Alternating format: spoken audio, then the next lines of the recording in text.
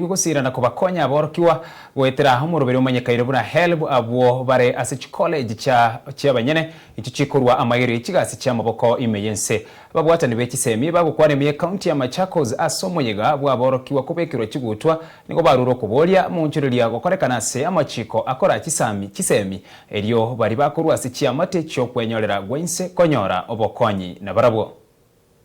Previously, you must have noted that the government has partnered with the GOSIPs and HELB to give support or financial subsidy to universities.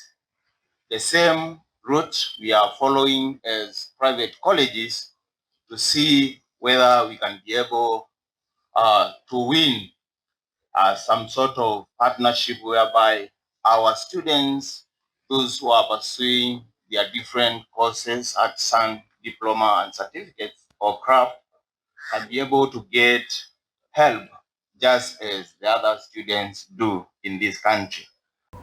It is common knowledge that our students have no access to HELB loans or scholarships as they are considered private and presumed financially able to fund their studies.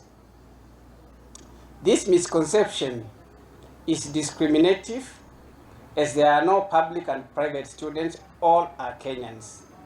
The truth is that there aren't enough vacancies in all public colleges to absorb the over 900,000 students who finish Form 4 every year. Uweso College and other private colleges therefore play an important role in complementing government policy of 100% transition.